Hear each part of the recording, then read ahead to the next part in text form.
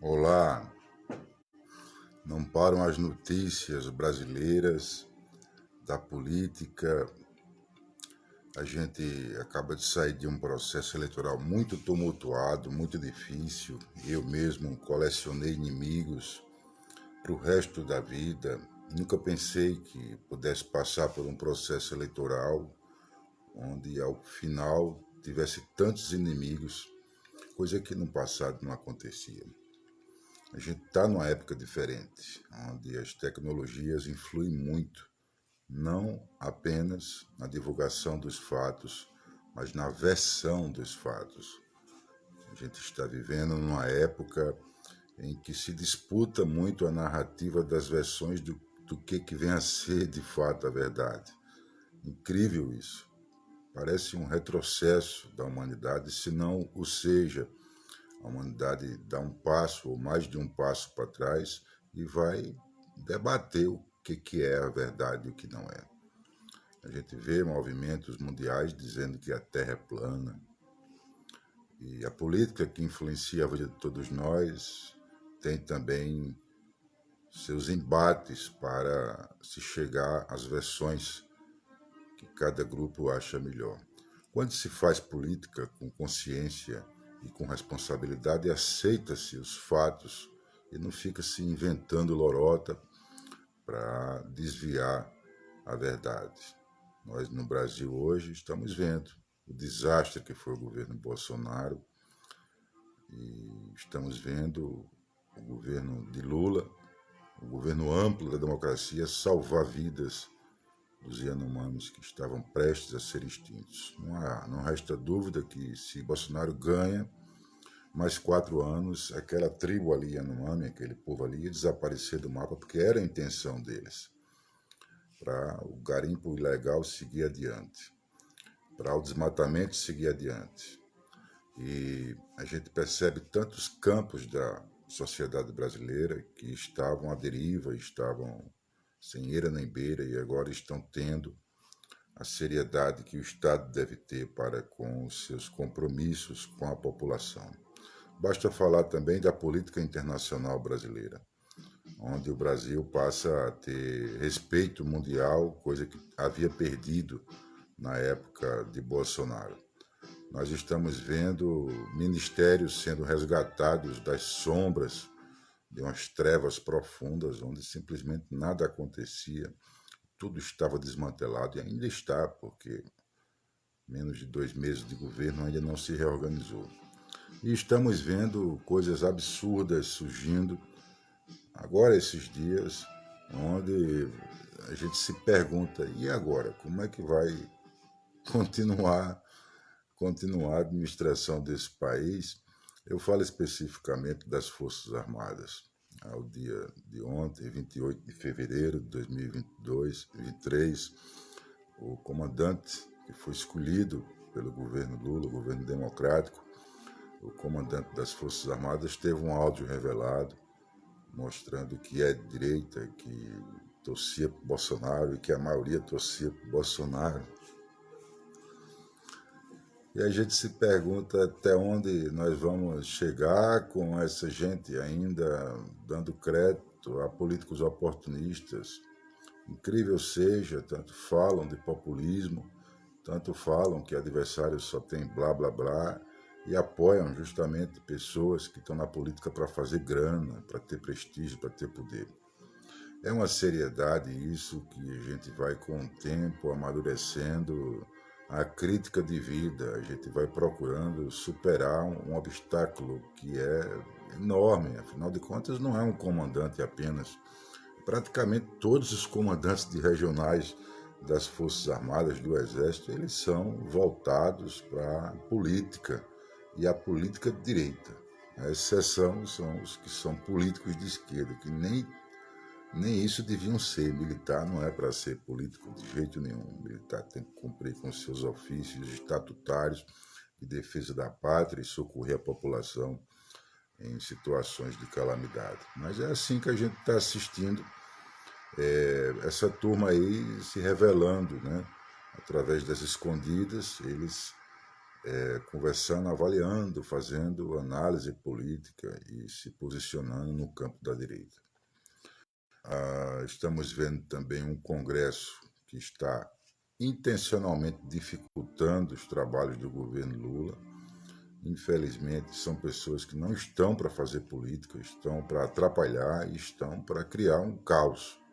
Eles sempre fizeram isso. E quando chegaram no poder, eles concretizaram o caos. Repita-se, a intenção dessa gente, se continuasse mais quatro anos, era matar a gente sem sombra de dúvida quando pudesse, como foi na Covid. Muitos vão morrer, e daí? Né? Porque botaram na cabeça da criatura que imunidade de rebanho era assim, todo mundo que pegasse a vacina, aí se acabava o vírus. Então, essa gente não tem compromisso com a população e com o Estado. Daí que prossegue uma luta árdua, prossegue uma batalha imensa para que a gente não deixe piorar as coisas. Está muito difícil para muita gente. A gente anda nas ruas, é gente esfomeada, que não é de hoje. É gente sem teto, gente doente, gente desesperada. Agora, geralmente gente pobre, gente simples, humilde, gente da negritude principalmente, que são justamente as pessoas descendentes daquelas outras que foram escravizadas e que levaram um chute na bunda em 1888 sem direito a nada, nem um enxado de uma terrinha. Essa farsa que foi a abolição da escravatura. Então as pessoas estão desesperadas, estão morrendo de fome ainda. Apesar dos socorros chegarem, nós temos uma classe média, em regra, insensível. Ela não se dá conta que o país é de todos que aqui estão. Não se dá conta. Ela acha que o país é somente dela, da classe média. O Estado deve trabalhar para ela. Então, você imagina aí tudo que é estrutura estatal e social não estatal, eles querem estar de dianteiro e de frente e os outros que se virem. Estão nem aí para essa quantidade de gente que está esfomeada, sem teto, sem vestimenta, sem remédio, sem saúde. Essa é a classe média brasileira, que é para si todo o país. E não tem nunca, porque o país, de fato, ele está nas mãos de poucas pessoas, uma minoria lá de seus 2, 3% da população que nem aqui vive. Só fazem daqui um rio de dinheiro para eles, de fortuna. Então está muito difícil no Brasil. Está tudo muito difícil. Só que a gente não pode baixar a cabeça.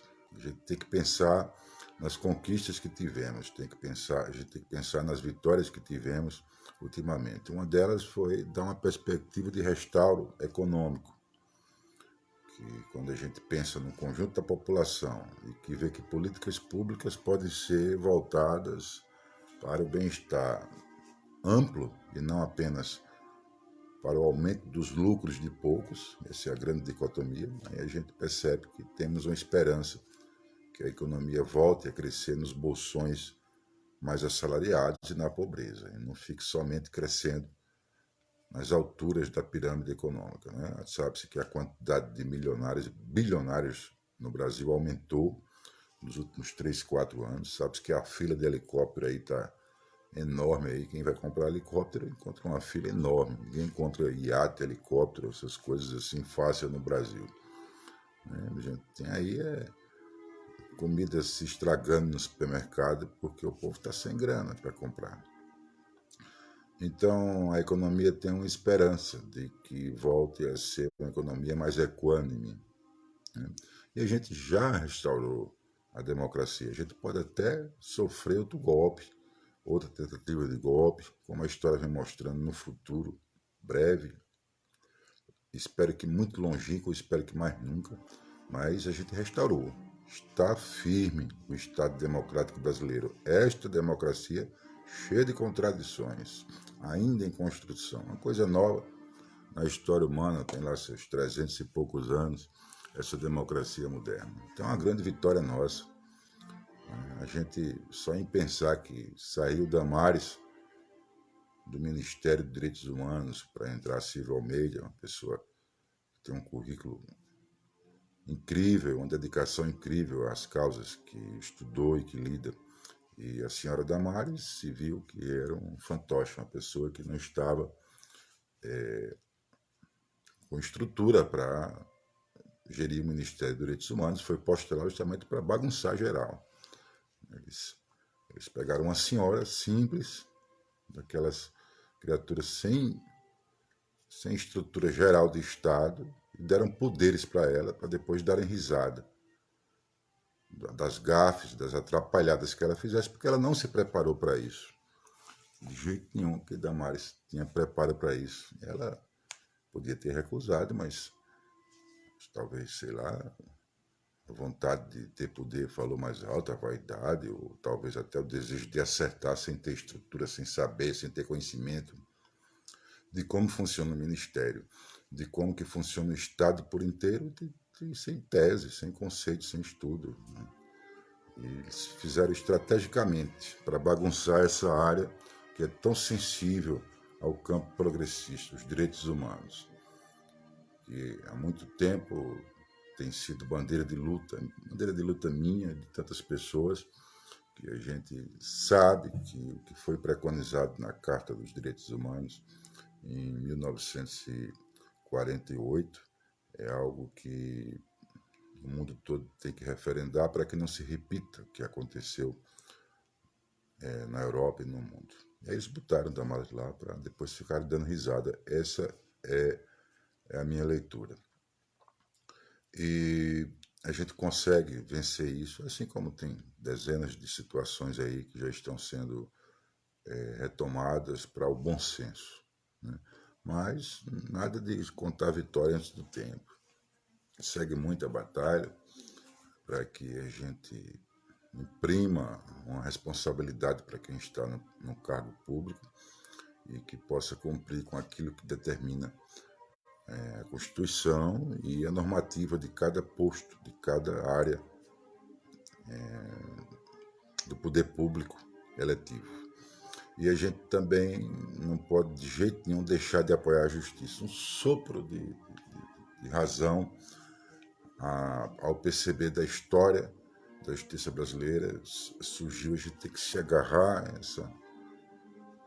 a essa coisa assim fora da curva na história da justiça brasileira, especialmente do Supremo Tribunal Federal, que é fazer o que deve ser feito, por aquilo que pareça. O estranho e o mais difícil de se acreditar é que estão fazendo o que deve ser feito. A história do Supremo Tribunal Federal, apesar de não conhecer em detalhes, mas tem muitas situações lastimáveis de que não tomou devida postura em defesa da cidadania, da soberania nacional e não agiu de acordo com o que preconiza a lei. Muitas situações. Esse Supremo Tribunal Federal é o mesmo que extraditou Olga Bernardo Prestes para o nazismo e que ela morreu nas garras de Hitler no campo de concentração, depois de ter uma filha lá. O Supremo Tribunal Federal, mesmo que legitimou a suspensão do habeas corpus na época da ditadura militar, entre outras situações terríveis que fez, além do dia a dia mais pequeno que haja, mais mínimo e comum, sempre agindo e sempre julgando em favor de uma grande elite brasileira que domina esse país há décadas, há séculos, continua dominando e que a gente está na luta para que eles recuem. Se não quer pensar em toda a população, em todo o povo, desde o povo mais sofrido até o povo mais rico, pensar em todo mundo que saia da estrutura do Estado, que vai viver sua vida privada e particular e não infernize quem quer trabalhar para a população como um todo. E que viva com responsabilidade, pague seus impostos, não faça evasão de divisas para paraísos fiscais, que tenha compromisso social suas empresas, compromissos ambientais, que o Estado vai fiscalizar. Essa é a luta que a gente segue, sabe-se lá até quando a gente vai encontrar um bom termo para que os nossos conceitos civilizatórios evoluam para o século XXI, que ainda não chegou lá. Nós ainda não estamos, na prática, no Brasil, no século XXI. Em alguns locais, lá estamos no século XVII, assim como em Caxias do Sul, haja visto temos aí o vereador lá que se diz inquieto, falou agora, 28 de fevereiro de 2023, se diz inquieto porque o Ministério do Trabalho vai fiscalizar as vinícolas e encontra situações insalubres de habitação. E ele pergunta, ironicamente, se por acaso querem que coloquem uma empregada para deixar limpinho o ambiente. Sim, toda empresa tem sua equipe de faxineiros. Precisa sim, mas na cabeça dele não tem isso. Né? E faz uma xenofobia, agride os nordestinos. Ele diz, não chama ninguém lá de cima não, vamos chamar da Argentina. E é triste a gente ver que tem ainda nesse país uma mentalidade escravocrata. Então, olha, o que batalhar não falta, viu? Como diz Lula, é uma razão de vida a gente lutar, ter uma causa. E causas hoje, 1º de março de 2023 no Brasil, existem dezenas de causas aí. Ninguém devia ficar sem ter uma meia dúzia de causas para estar lutando. Meio ambiente, sabe, insegurança alimentar, cultura, né? Direitos humanos, que você imaginar numa estrutura mais complexa, de uma investida mais densa, ou até superficialmente, ou até apoiando a quem se expõe, a quem enfrenta, quem está na vanguarda, quem mete a cara para lidar com as situações dramáticas que o Brasil vive e que outros países já não vivem. Apesar de ter outros países, outros problemas que a gente não tem aqui, mas tem muita coisa que já foi superada no mundo. E sigamos, confiantes que vamos ter outras conquistas, haja visto, já tivemos várias aí nesses últimos anos. Restauramos a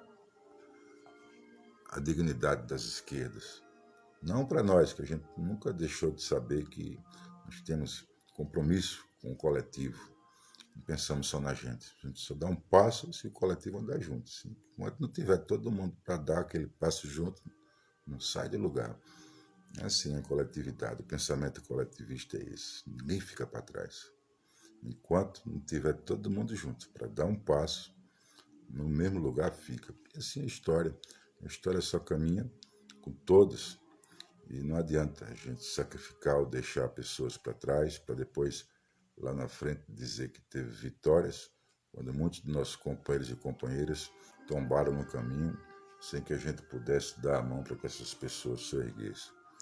Então, a gente está numa fase aí de que estamos mostrando que nós sempre acreditamos na dignidade, na certeza de que é preciso coletivamente trabalharmos. Agora, a direita começa a pensar e repensar e ver que nós não estamos derrotados. Nós sempre soubemos disso, mas agora eles estão vendo que nós não estamos derrotados e que nossas armas estão no campo da democracia. É o discurso, a reflexão, é o afeto, é a solidariedade, é o compromisso, são horas de esforços para construir políticas públicas em conjunto, para implementar políticas públicas para que melhore a qualidade de vida do povo. Bom, essa é a nossa luta, já de bastante tempo, e a gente prossegue, agora percebendo que eles estão dando reconhecimento à nossa existência, estão nos descobrindo.